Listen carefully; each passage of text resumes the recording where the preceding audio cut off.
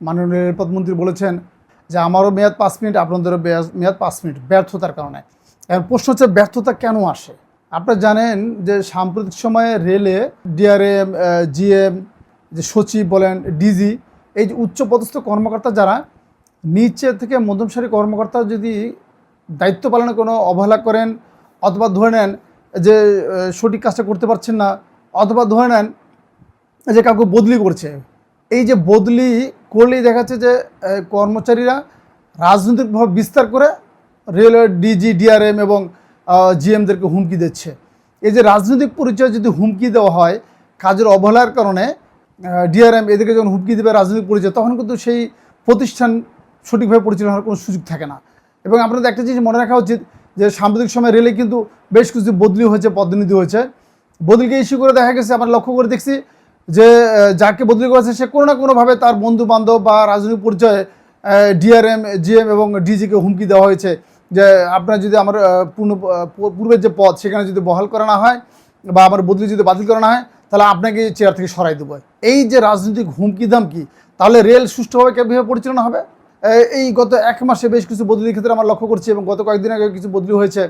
বদলি হওয়া মাত্রই তারা বলছে আমি ওই জায়গায় জয়েন করবো না। আবার কেউ বলছে যে আমার বদলি ক্যান্সেল করতে হবে না, তো আমি অমুক নেতার লোক, মন্ত্রী, এমপি, কখনো কখনো মাননীয় প্রধানমন্ত্রী, কখনো রেলের মন্ত্রীর লোক পরিচয় দিয়ে রেলে এই হুমকি দামকি চলছে অব্যাহত।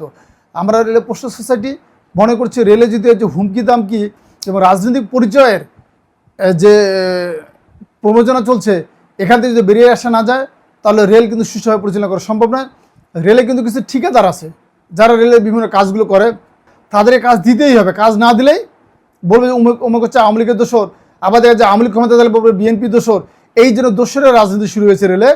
রেল কীভাবে সুষ্ঠুভাবে পরিচালনা হবে সেই দিকে কারো দৃষ্টি নেই। মাননীয় রেলপথ মন্ত্রী যে কথা বলেছেন, রেলে গ্যাংহাট ছিল, যারা প্রতি 8 ঘন্টা পর একটি গ্রুপ রেল লাইন দেখতো যে কোথাও রেল লাইন ভাঙা আছে কিনা, কোথাও ক্লিপ খুলে গেছে কিনা, কোথাও ত্রুটি আছে কিনা।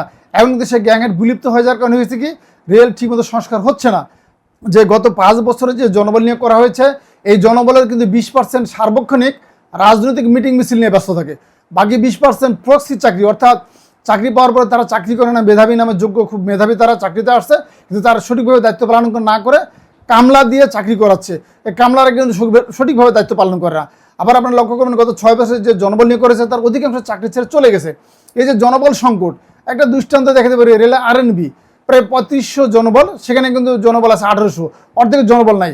তাহলে রেলের নিরাপত্তা কীভাবে নিশ্চিত হবে এখানে? এবং রাজনৈতিক পরিচয় হুমকি দমকে বাদ দিয়ে রেলের জন্য ডিজি, জিএম এবং ডিআরএম যে রেলের জন্য সুষ্ঠুভাবে পরিচালনা করতে পারে, সেই দিকে রেলপথ মন্ত্রী এবং মাননীয় প্রধানমন্ত্রীর দৃষ্টি আকর্ষণ করছে। এবং আমি রেলের শ্রমিক কর্মচারী সহ ট্রেড ইউনিয়নকে অনুরোধ করবো, রেল বাঁচলে আপনারা বাঁচবেন, আর রেল যদি না বাঁচে শুধু রাজনৈতিক মিটিং মিছিলে সবাই ব্যস্ত থাকেন, তাহলে কখনোই কিন্তু সুষ্ঠুভাবে রেল পরিচালনা সম্ভব নয়।